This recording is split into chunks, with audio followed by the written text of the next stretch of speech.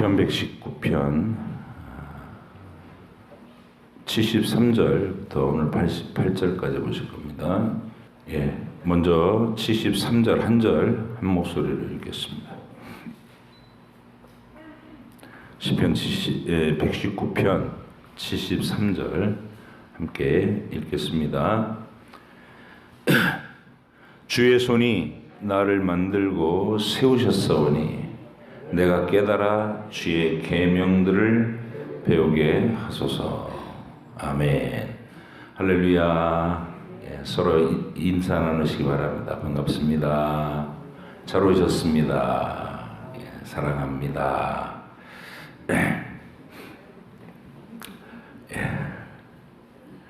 오늘 어린이날 잘 보내셨죠? 비는 오지만 또 이게 저녁에 가족들이 다 모여서 감사하고 반갑습니다. 오늘도 119편의 말씀을 주제로 한 시편 219편 두 개의 단락을 살펴볼 텐데, 첫 번째 단락의 제목은 거듭난 사람의 믿음과 소원이라고 했고, 두 번째 단락의 제목은 고난 중에서 기다리는 구원입니다. 왜 그런 제목을 붙였겠는가? 이제 먼저 첫 번째 단락 한번 보겠습니다. 주의 손이 나를 만들고 세우셨사오니 내가 깨달아 주의 계명들을 배우게 하소서. 이렇게 고백해요. 성령으로 거듭나서 구원받은 성도는 하나님을 의식할 때 신을 의식한다 이런 식으로 안 해요. 우리는 하나님하고 구체적으로 나를 상대해 주시는 살아계신 그분으로 인식합니다. 그리고 그분이 나를 지으신 분이라는 사실에 가장 깊은 관심을 나타내게 됩니다. 내 창조주시다. 나를 지어주신 분. 내게 목적을 가지고 나를 존재하게 하신 분. 그리고 그렇기 때문에 그분의 뜻, 그분의 말씀을 알고자 하는 열망에 사로잡힙니다. 이게 구원받은 사람의 특징이라는 거예요. 거듭나지 않은 사람들은 세상 사람들이나 교회 안에서도 아직 성령으로 거듭남을 경험하지 못하는 명목상의 교인들은 하나님이 어떤 분이신지 또 그분의 진리에 대한 관심이 없고, 언제나 하나님 그렇게 불러도 자기가 필요로 하는 것들을 공급해주는 그냥 막연한 신으로만 인식합니다. 어디에 강조점이 있느냐에 따라서 이 사람 거듭난 사람, 구원받은 사람이구나 금방 표가 난다는 거예요. 성령으로 거듭나면 예수님이 말씀하신 어린 아이와 같은 상태가 되는 겁니다. 아기들에게 있어서 자기를 낳아준 엄마가 가장 큰 관심의 대상자고 세상의 모든 겁니다. 엄마가 눈앞에 안 보이면 아무리 맛있는 것을 입에 대주고 아무리 흥미로운 장난감을 흔들어도 아랑곳 없이 울어댑니다. 그렇죠? 엄마가 안 보인다는 거예요. 엄마가 없으면 세상도 필요 없는 거예요. 아이에게 있어서. 그게 어린 아기의 세계입니다. 예수님은 천국은 그런 자들의 것이라고 하십니다. 엄마 찾는 아기가 아니라 천국에 대해서, 하나님에 대해서 어린 아기와 같이. 하나님이 아니면 온 세상을 다 가져도 무의미하다고 생각하며 그분께로 향한 간절한 관심을 나타내는 사람. 그 사람이 거듭난 영혼, 구원받은 사람인 것입니다. 그래서 나를 지어주신 분 이렇게 고백하고 그 말씀에 대한 열심, 이게 구원받은 사람의 가장 큰 특징 중에 하나다. 74절 시작.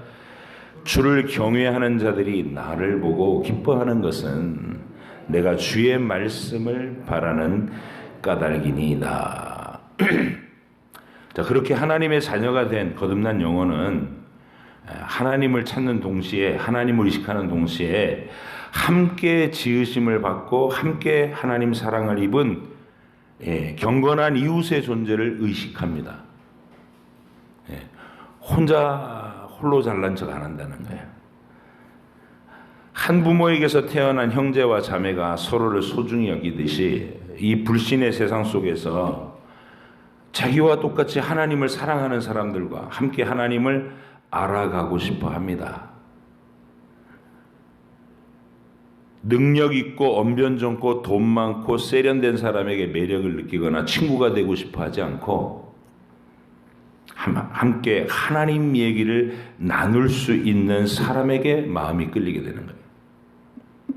이게 신자입니다. 학생들이라면 잘생기고 공부 잘하고 말도 잘하고는 부잣집 아이를 쟤랑 친구 됐으면 좋겠다 이런 식으로 동경하는 게 아니고 함께 교회 다니고 성경 이야기를 나눌 수 있는 하나님 이야기를 나눌 수 있는 아이와 우정을 나누게 되죠. 그게 이 74절이 표현하는 내용인 거예요. 75절도 같이 읽을게요. 시작. 여호와여 내가 알거니와 주의 심판은 의로우시고 주께서 나를 괴롭게 하심은 성실하심 때문이니이다. 거듭난 사람의 또 하나의 특징은 하나님의 의로우심을 확신하고 하나님께서 자신에게 고난을 보내셔서 어려움을 겪게 하셔도 그게 사랑 때문이라는 사실을 굳게 신뢰합니다. 고난이 오면 하나님이 없는 거지 뭐 이런 식으로 생각하는 것이 아니고 하나님이 자신에게 그 고난을 통해서 나타내려고 하는 뜻을 묵상하는 사람이 되는 거예요. 잘못한 게 있어서 매를 맞는 건가? 돌아보고 회개합니다. 나를 훈련시키시는 건가? 그럼 견딥니다. 그게 거듭난 신자의 고난에 관계되는 가장 큰 특징이라는 거예요. 왜 나한테만 이런 일을 주세요? 이렇게 반응하지 않는다는 거예요. 하나님의 뜻이 뭔가? 이 상황 속에서 하나님 말씀하시려는 게 뭔가? 이렇게 반응한다는 것이죠. 주께서 나를 괴롭게 하심은 성실하심 때문입니다. 76절로 77절 시작. 구하오니 주의 종에게 하신 말씀대로 주의 인자하심이 나의 위안이 되게 하시며 주의 긍휼히 여기심이 내게 임하사 내가 살게 하소서. 주의 법은 나의 즐거움이니이다. 구원받은 사람은 성경에 약속된 하나님의 사랑이, 먼저 성경을 알아야죠.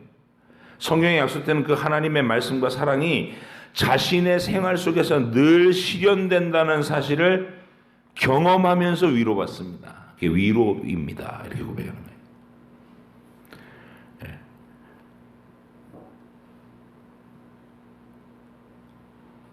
사람이 주는 위로나 어떤 상황이 주는 위로보다 하나님이 성경을 읽고 나서 그 성경이 내 인생에 그대로 적용되고 실현된다는 것을 느낄 때마다 그걸로 위로가 되는, 이게 구원받은 사람의 강력한 특징입니다.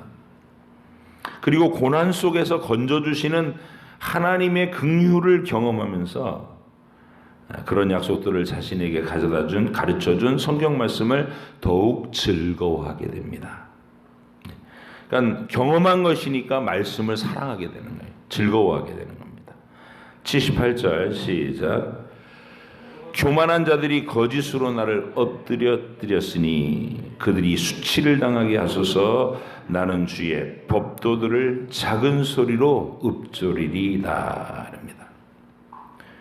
거듭난 사람은 하나님을 믿지 않는 교만한 자들에게 괴롭힘을 당할 때에도 하나님의 약속의 말씀을 암송하면서 그 억울함을 풀어주실 하나님, 자기를 괴롭히는 악인들을 벌해주실 하나님을 의지하면서 꿋꿋하게 믿음을 지켜내는 겁니다. 굳센 거예요. 그러니까 유약하지 않고 굳센 겁니다. 79절 시작. 주를 경외하는 자들이 내게 돌아오게 하소서. 그리하시면 그들이 주의 증거들을 알리다. 합니다. 아까 73절에서 말한 믿음의 형제 자매, 믿음의 친구를 자기 곁으로 오게 해달라는 기도입니다. 그런 친구가 생기게 해달라는 기도입니다. 근데 이 구절의 원문의 접속사는 그리하시면이라는 접속사가 없어요. 그냥 단순하게 그리고라는 접속사입니다. 그러니까 이 구절의 실제 뜻은 주를 경외하는 자들, 그리고 주의 증거를 아는 자들이 내 곁으로 오게 해주십시오. 이런 기도입니다.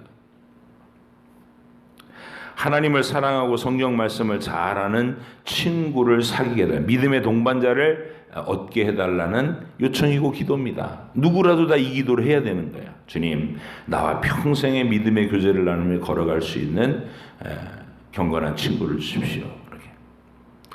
80절 시작. 내 마음으로 주의 율례들에 완전하게 하사 내가 수치를 당하지 아니하게 하소서. 마지막 구절에 표현된 이 거듭난 성도의 소원은 하나님의 말씀을 더 밝히 깨달아서 부끄럽지 않은 삶을 살게 해달라, 이런 뜻입니다. 이제 우리가 거듭난 성도의 믿음과 소원이라는 제목, 그 소원을 전체로 한번 쭉 연결시켜서 지금 설명받으신 내용으로 이렇게 바라보시면서 어떤 느낌의 기도인지를 함께 느껴보겠습니다. 73절부터 80절 시작. 주의 손이 나를 만들고 세우셨사오니 내가 깨달아 주의 계명들을 배우게 하소서. 주를 경외하는 자들이 나를 보고 기뻐하는 것은 내가 주의 말씀을 바라는 까닭이니이다. 여호와여, 내가 알거니와 주의 심판은 의로우시고 주께서 나를 괴롭게 하심은 성실하심 때문이니이다. 구하오니 주의 종에게 하신 말씀대로 주의 인자하심이 나의 위안이 되게 하시며 주의 긍휼히 여기심이 내게 임하사 내가 살게 하소서. 주의 법은 나의 즐거움이니이다.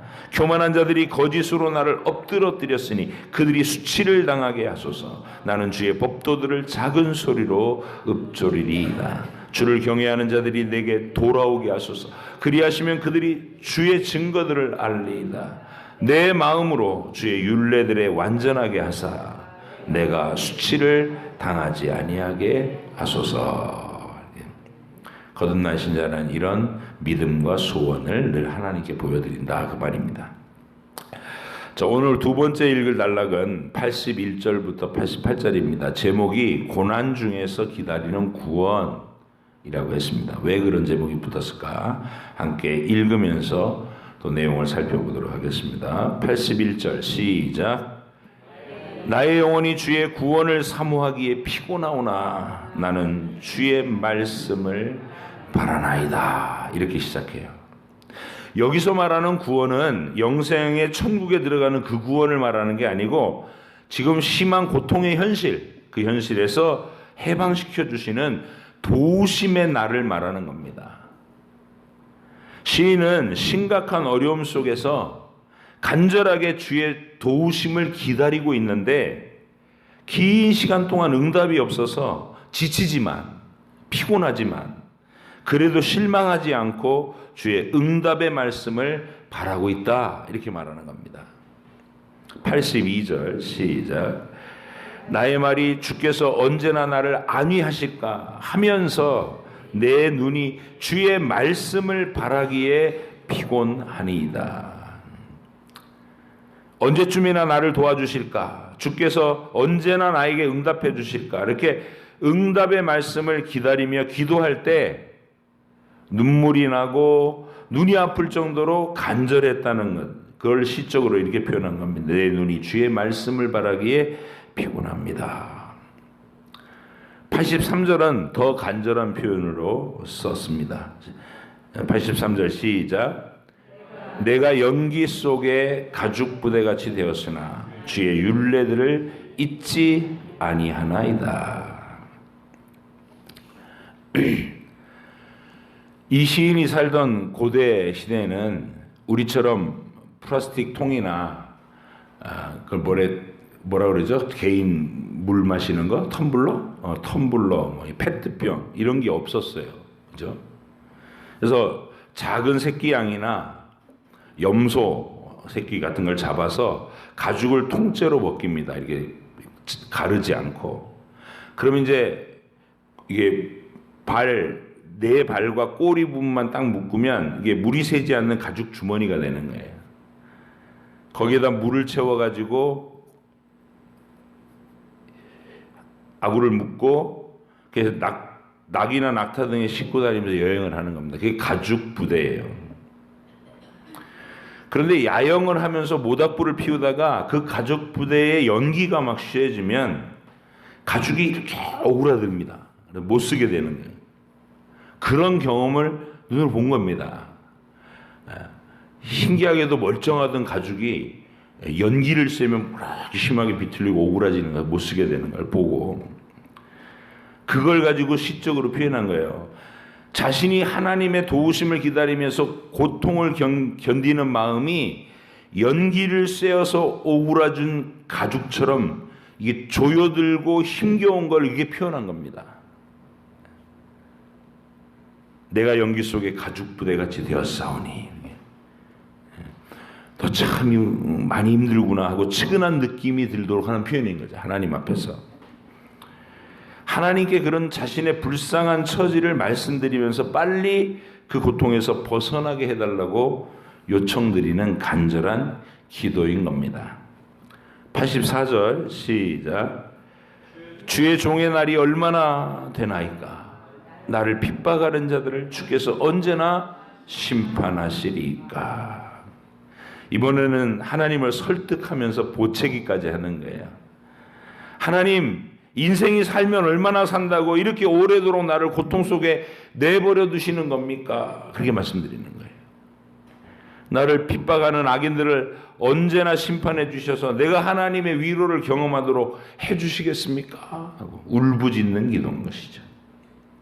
85절 시작. 주의 법을 따르지 아니하는 교만한 자들이 나를 해하려고 웅덩이를 팠나이다. 이 구절은 자기를 괴롭히는 그 악당들의 악한 짓을 일러 바치는 거예요. 하나님한테. 기도할 때 우리가 가장 많이 할 수 있는 이 기도의 특권이 바로 이거예요. 일릴 수 있는 거, 하나님한테. 거듭난 사람은 억울하고 분하고 두렵고 외로울 때 그 모든 일들을 사람에게 하소연하는 것보다 하나님께 일러 바치는 것이 훨씬 낫다는 것을 깨닫게 됩니다. 경험하게 됩니다. 우선 성경 말씀이 그렇게 가르쳐 주기 때문이에요. 이사야서 2장 22절에 너희는 인생을 의지하지 말라. 그의 호흡은 코에 있나니 새말 가치가 어디 있느냐. 시편 146편 3절로 4절에서는 이렇게 얘기해요. 귀인들을 의지하지 말며, 권력이 있고 돈 많고 그렇다고 그 사람을 의지하지 말라는 거예요. 도울 힘이 없는 인생도 의지하지 말지니 그의 호흡이 끊어지면 흙으로 돌아가서 그날에 그의 생각이 소멸하리로다. 하나님이 계속 우리에게 주시는 아주 지혜로운 교훈이에요. 사람 의지하지 마라. 근데 구원받지 못한 사람들이나 믿음이 약한 사람들은 이게 자기의 억울한 사정을 하나님께 하소연, 하나님께 이렇게 이르지 않고 자꾸 사람들에게 푸념을 하고 하소연을 하려고 합니다. 그러면 돌아오는 것은 사람들의 비웃음과 오해만 돌아옵니다. 내 앞에서 들어줄 때는 어머 그랬어 속상했겠다 그렇게 공감해 주는 듯 해도 딴 사람한테 가서 제가 누구 너 욕하더라? 그래가지고 나를 더 곤란하게 만드는 일이 발생합니다. 그런 일을 몇 번 겪고 나면 사람한테 하소연하지 말고 하나님께만 내 억울한 사정을 아뢰라는 이 성경 말씀을 깨닫게 되는 거죠. 그래서 그러시는구나.